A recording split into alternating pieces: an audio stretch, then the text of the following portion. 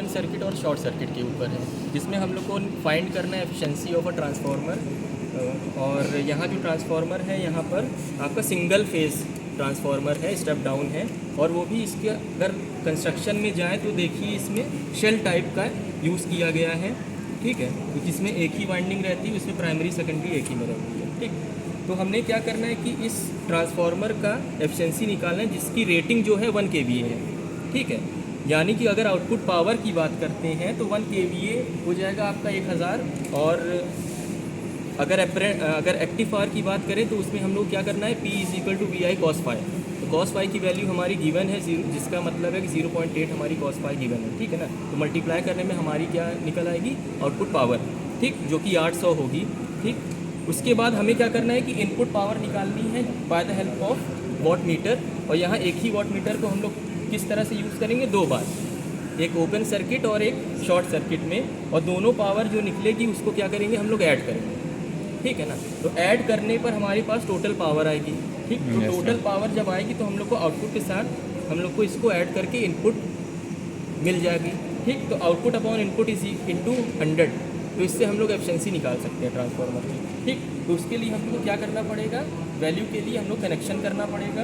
और कनेक्शन हम लोग को एक बार ओपन सर्किट करना पड़ेगा और शॉर्ट सर्किट करना पड़ेगा, ठीक। तो चलिए हम बता देते हैं कि किस तरह से आपको ओपन सर्किट का कनेक्शन करना है। तो यहाँ पर देखिए हमारे पास कि एक ऑटो ट्रांसफार्मर है, जिससे कि हम लोग को यहाँ पर कोई वोल्टेज को कांस्टेंट करना है, ठीक। अगर ट्रांसफार्मर पे ध्यान दिया जाए तो ट्रांसफार्मर हमारा क्या है, हाई वोल्टेज साइड है जो कि प्राइमरी है, और 230 वोल्ट AC सप्लाई में यहाँ पर हम लोग को देनी है, ठीक। फिर हम लोग को आउटपुट साइड हम लोग को क्या मिलेगी, लो वोल्टेज जो कि 115 वोल्ट है AC, ठीक। तो हम लोग क्या करेंगे, ओपन सर्किट में प्राइमरी साइड तो कनेक्ट करेंगे, लेकिन ओपन सर्किट किसका करेंगे, सेकेंडरी साइड का, ठीक।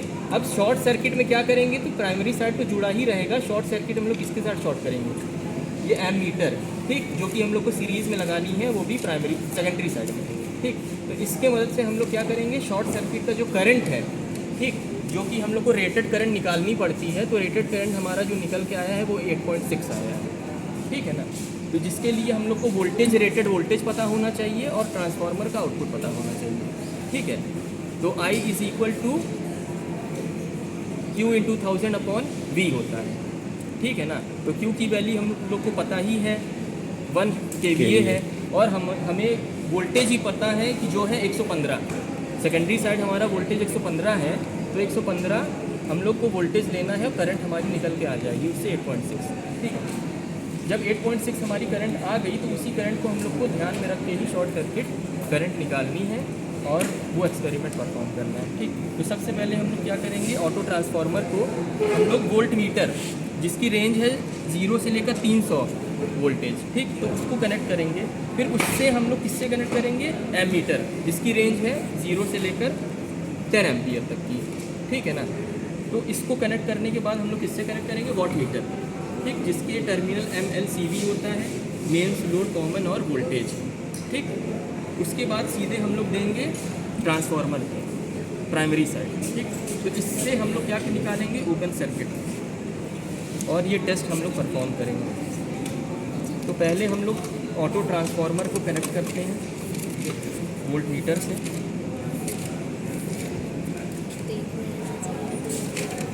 थोड़ा इस पर फोकस, ठीक, दिख रहा है वीडियो में, यस।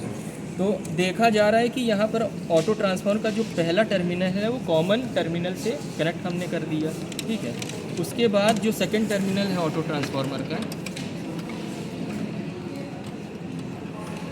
वो हम किससे कनेक्ट करेंगे, वोल्ट मीटर के 300V वाला जो टर्मिनल है वोल्टेज, उससे हमने यहाँ पर कनेक्ट कर दिया, ठीक। तो फेज़ और न्यूट्रल हमारा कनेक्ट हो क्योंकि वोल्ट मीटर पैरेलल जुड़ता है, ठीक। फिर वोल्ट मीटर का जो इनपुट टर्मिनल है, कॉमन टर्मिनल, उसको हम लोग वोल्ट एम मीटर के ही कॉमन टर्मिनल से ही कनेक्ट करेंगे और इनपुट हमें एम मीटर में भी मिल जाएगा, ठीक। यहाँ कॉमन हमने जोड़ दिया। अब हम लोग को एम मीटर को सीरीज़ में कनेक्ट करना है, किसके साथ, वॉट मीटर। यहाँ पर 10 वाले एम्पियर टर्मिनल पे हम लोग ने वायर लगाया और वॉट मीटर के M वाला टर्मिनल यहाँ पर है, इस पर हमने दे दिया। ठीक, समझ में आ रहा है ना आप लोगों को? देखते जाओ तुम लोग भी। फिर M और C मेंस और कॉमन टर्मिनल हम लोग आपस में यहाँ पर शॉर्ट करेंगे।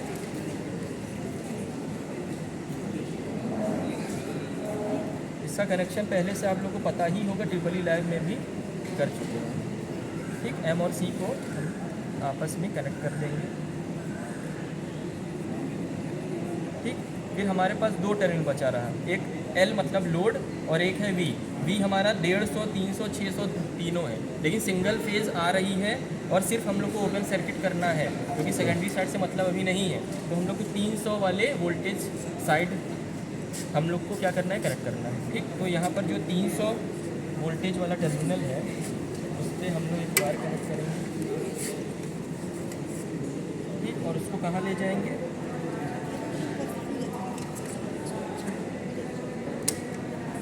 यहाँ न्यूट्रल वाले से जोड़ देंगे।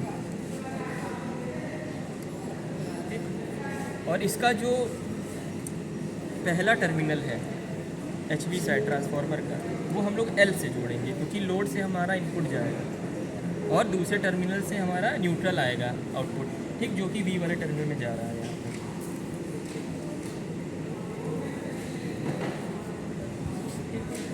अब जब न्यूट्रल यहाँ तक आया तो इसका कनेक्शन अभी भी अधूरा है। करंट को फिर वापस कहाँ जाना है, न्यूट्रल कहाँ एक और जगह है, वोल्ट मीटर के सेकंड टर्मिनल V वाले 300 V। ठीक, तो उसको भी हम लोग यहाँ से कनेक्ट कर देंगे।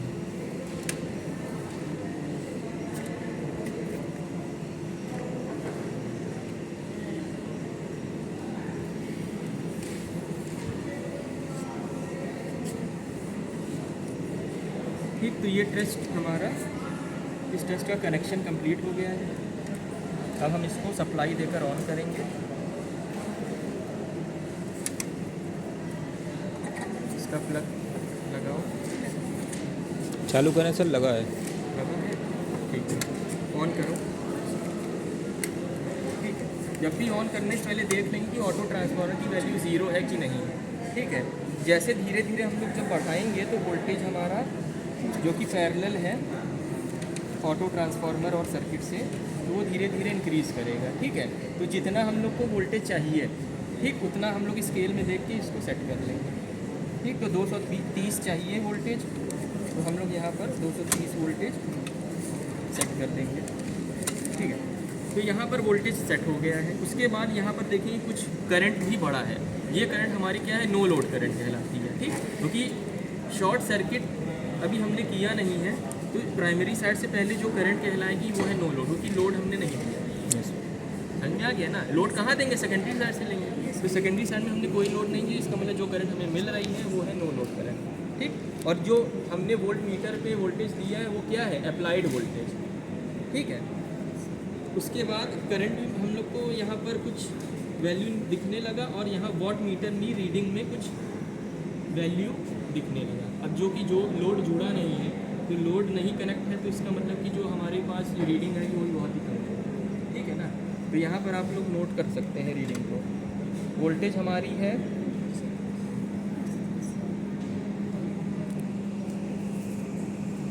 वोल्टेज इस समय कम आ रही है, तो हम लोग कम वोल्टेज में भी कर सकते हैं। ठीक है ना, तो 110 मतलब यहाँ पर 220। ठीक, तो 220 वोल्टेज यहाँ पर लिख लीजिए, लिखो सब लोग लिखो, नोट कर लिया। ओपन सर्किट में 220 वोल्टेज अप्लाइड वोल्टेज है हमारी। ठीक, करंट की वैल्यू हमारी कितनी आ रही है यहाँ पर, 1.5। ठीक, करंट की वैल्यू देखो यहाँ पर 1.5 आ रही है। ठीक है, और वॉट मीटर की जो रीडिंग है वो 10 आ रही है इसमें। ठीक, इसमें एक ही रीडिंग निकालना है, इसमें बार बार रीडिंग की ज़रूरत नहीं है, एक रीडिंग से एफिशिएंसी निकल जाती है। ठीक, बहुत सिंपल है।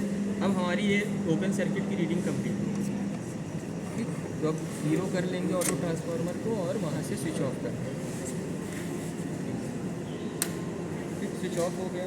उसके बाद हम क्या करेंगे, इस वोल्ट मीटर को रिप्लेस करेंगे कम रेंज के वोल्ट मीटर से, जिसकी रेंज है 0 से लेकर 60 वोल्ट तक की। ठीक है, इसलिए रेंज कम लेंगे क्योंकि जब शॉर्ट सर्किट होता है तो करंट उस समय काफ़ी ज़्यादा हाई हो जाता है। ठीक है ना। Load और बढ़ जो वोल्टेज रहता है इनिशियल कंडीशन में देखा जाए, मतलब स्टार्टिंग में मैक्सिमम वोल्टेज और मैक्सिमम करंट की बात कर रहे हैं, क्योंकि मैक्सिमम करंट और वोल्टेज तुम्हारे कम समय में ही बढ़ जाएगा। समझ में आएगा? जब शॉर्ट करते हैं तब उस समय वोल्टेज तुम्हारा क्या होता है, कम रहता है, और करंट की वैल्यू बहुत ज़्यादा बढ़ जाती है। तो इस समय हम लोग क्या देखना है, करंट, और वोल्टेज तुम्हारा बहुत कम हो जाएगा। इसीलिए हम लोग कम रेंज का यहाँ पर वोल्ट मीटर लगाएंगे, जिससे कि कम रेंज भी हो तो रीडिंग दिख जाए। ज़्यादा रेंज लगाएंगे तो हम लोग को क्या करना पड़ेगा, लीस्ट काउंट निकालना पड़ेगा, और उसकी वैल्यू भी हम लोग के पास सही नहीं आएगी। ठीक है, तो फिर से हम लोग क्या करेंगे, कॉमन और आउटपुट साइड 60 वोल्ट्स का रेंज यहाँ पर है। ठीक, उसमें हमने लगा लिया यहाँ पर, और यहाँ पर सब चीज़ सही रहेगा वैसे ही। बस यहाँ हम लोग को क्या करना है, चीज़ ऐड ऑन करनी है, वो है एम मीटर, जिसकी रेंज 0 से लेकर 10 एम्पियर, और वो कहाँ लगेगा, secondary side of the transformer. ठीक, और ये कॉमन से हमने जोड़ दिया।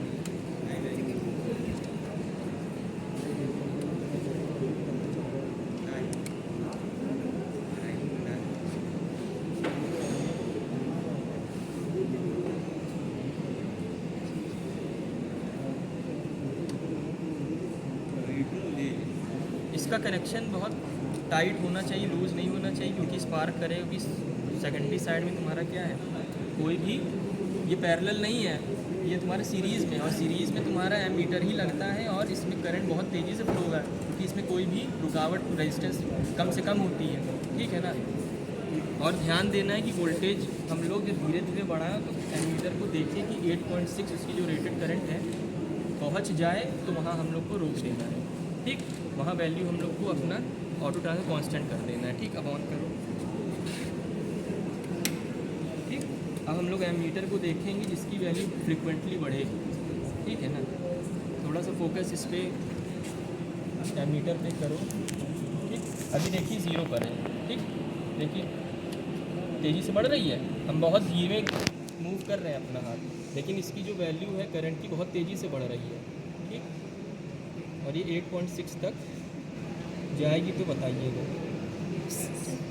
क्योंकि इसको सेट करना बहुत डिफ़िकल्ट है थोड़ा सा। आस पास भी रहेगी तो कोई दिक्कत नहीं है। बस ज़्यादा हो गया।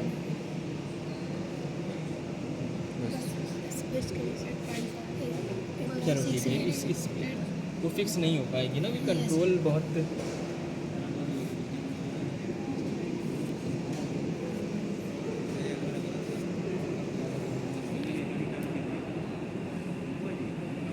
चलो ठीक है, इतना ठीक है।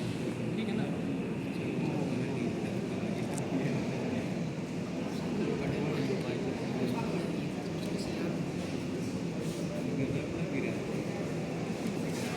तो हम लोग रीडिंग ले लेंगे। अब देखिए वोल्टेज अगर देखो तो वोल्टेज हमारा यहाँ पर बहुत ही कम है, 14 है वोल्टेज। लिख लो, अप्लाइड वोल्टेज 14 है, करंट तुम्हारी 8.6 पहुँच गई। अगर हम लोग करंट को ना देखें और वोल्टेज जो 230 इसको चाहिए, 230 पूरी तरह से दे दें, तो करंट कितना पहुँच जाएगा, समझ में आ रहा है ना। तो शॉर्ट सर्किट में यही होता है, जैसे ही कनेक्शन बीच में कहीं पाथ छोटा हो गया, वहीं से सारी करंट फ्लो करने लगी बिना किसी रुकावट के, तो इतनी तेज़ी से करंट फ्लो करेगी कि हमारा वायर विथस्टैंड कर ही नहीं, और उसके कारण जो हीट I2R लॉस निकलेगा, हीट लॉस निकलेगा, सारी इलेक्ट्रिकल पावर किसमें, हीट में कन्वर्ट हो जाएगी। ठीक है ना, और तार पूरा गल जाएगा, ऐसा होता ही, आग लग जाएगी। ठीक है ना, अगर अच्छी क्वालिटी का तार हो तब तो वो गल जाएगा, या अच्छी क्वालिटी का तार ना हो, या उसके साथ कोई और चीज़ पेपर वगैरह सटा हो, उसमें आग लग सकती है, ऐसा होता है। ठीक है ना, तो हम लोग को क्या करना है कि एमीटर लगाने से हम लोग को पता चले कितनी करंट से ज़्यादा नहीं दे ट्रांसफार्मर को, नहीं तो ट्रांसफार्मर भी आग लग जाती है, ट्रांसफार्मर भी आग लग जाती है, ट्रांसफार्मर भी ख़राब हो जाते हैं इसी वजह से, क्योंकि हमारा जो लोड जुड़ा हुआ है उसमें हाई करंट के कारण हाई करंट हमारे ट्रांसफार्मर से भी ट्रांसफ़र हो रही है, और वो लिमिट के बाहर हो जाएगी, ट्रांसफार्मर भी ख़राब हो जाएगा। ठीक, इसीलिए ट्रांसफार्मर को हम लोग क्या करते हैं, हमेशा उतना ही लोड देते हैं जितना वो सह सके। इसीलिए उसके लिए हम लोग को रेटेड करंट, रेटेड वोल्टेज और आउटपुट ऑफ ट्रांसफार्मर जो होती है उसको ध्यान में रख के ही करना चाहिए, ठीक है ना।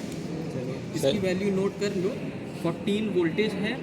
अब इस करंट से हमको मतलब नहीं है क्योंकि करंट हम लोग को शॉर्ट सर्किट चाहिए, इनमें शॉर्ट सर्किट, इसमें 8.6 है करंट की वैल्यू, लिख लो शॉर्ट सर्किट करंट 8.6 है। अप्लाइड वोल्टेज तुम्हारा है 14 वोल्ट और 14 वोल्ट से, ठीक है। और यहाँ पर जो वॉट मीटर की रेंज है वो 20, रीडिंग जो है वॉट मीटर की वो 20 है, ठीक है ना। ठीक, बस इतना ही करना है। इसके बाद हम लोग को करना क्या है कि जो वॉट मीटर की जो रीडिंग आई है वो भी पावर नहीं है। पावर के लिए हम लोग क्या करें, multiply factor of watt meter जो स्मॉल एम से होता है उसको मल्टीप्लाई करेंगे किसके साथ, रीडिंग से, तो हम लोग को पावर निकल जाएगा, ठीक। ओपन सर्किट में जो पावर निकलेगा वो आयरन लॉस होगा, ठीक। शॉर्ट सर्किट में जो पावर निकलेगा वो कॉपर लॉस होगा। दोनों पावर को हम लोग ऐड कर देंगे तो हमारे पास टोटल पावर आ जाएगी। टोटल पावर को आउटपुट पावर के साथ ऐड करेंगे तो इनपुट आ जाएगा, और आउटपुट हमारा 800 निकल के आया ही था। 1 kVA इंटू 0.8 पावर फैक्टर जो है, क्योंकि P = VI cos phi हमारा क्या होता है, एक्टिव पावर। Yes sir. इससे पहले अपरेंट पावर था, ठीक है ना। इसमें हम लोग खपत निकालते नहीं हैं क्योंकि ट्रांसफ़र इलेक्ट्रिकल को ट्रांसफॉर्म करके दूसरी इलेक्ट्रिकल पावर में ही दे रहा है। ट्रांसफार्मर में हम लोग क्या करते हैं, स्टेप डाउन नहीं निकालते क्योंकि उसमें बहुत ही कम से कम तुम्हारा क्या होता है, लॉस होता है। सर स्टेप डाउन 95% तक होता है, 5% में थोड़ा बहुत निकलता है, वही हम लोग एफिशिएंसी से निकालते हैं कितना लॉस निकला है, कितना एफिशिएंसी इसकी अच्छी है, ठीक है ना। वही हम लोग को भी निकालते हैं, ठीक। उसके बाद जब पावर हमारी इस तरह से जब निकल गई, एफिशिएंसी हमारी 90 के आसपास आएगी क्योंकि ट्रांसफार्मर हो गया पुराना, ठीक। तो एफिशिएंसी हो सकता है कम भी हो सकती है, ठीक है ना। तो यही चीज़ तुम्हें निकाल के देखना है कितना है एफिशिएंसी। और इलेक्ट्रिकल मशीन में सबसे अच्छी एफिशिएंसी किसकी मानी जाती है, ट्रांसफार्मर की ही मानी जाती है। ये सब क्वेश्चन आते हैं तो इसको ध्यान में आ गया, ठीक? सर स्टेप डाउन है ना, स्टेप डाउन ट्रांसफार्मर। हाँ ये स्टेप डाउन है, इसको हम एज ए स्टेप अप भी कर सकते हैं। बहुत सिंपल ट्रांसफार्मर है। इसके टर्मिनल में हम लोग इनपुट दे दें, इसके आउटपुट 115 हमारा ट्रांसफार्म होकर 230 हो जाएगा। यस। और ज़रूरत पड़ने पे 230 को कम कर दिया। तो ये एक्सपेरिमेंट हमारे घर में जो सप्लाई आती है 220, तो कैसे आती है, by the help of this transformer, ठीक है ना। इसी ट्रांसफार्मर की एफिशिएंसी कितनी होती है, तो ट्रांसफार्मर हम लोग कौन सा यूज़ करते हैं, तो इसी से ही टेस्ट से पता चलता है कि क्या क्या टेस्ट होते हैं ट्रांसफार्मर के, समझ आ रहा है, और कैसे सप्लाई आती है और क्या क्या बातों पर ध्यान देना है। सप्लाई का हम लोग शॉर्ट सर्किट से पता चल जाता है कितना लोड है, सह सकते कितना करंट होना चाहिए। यस हो गया, कोई बंद नहीं है।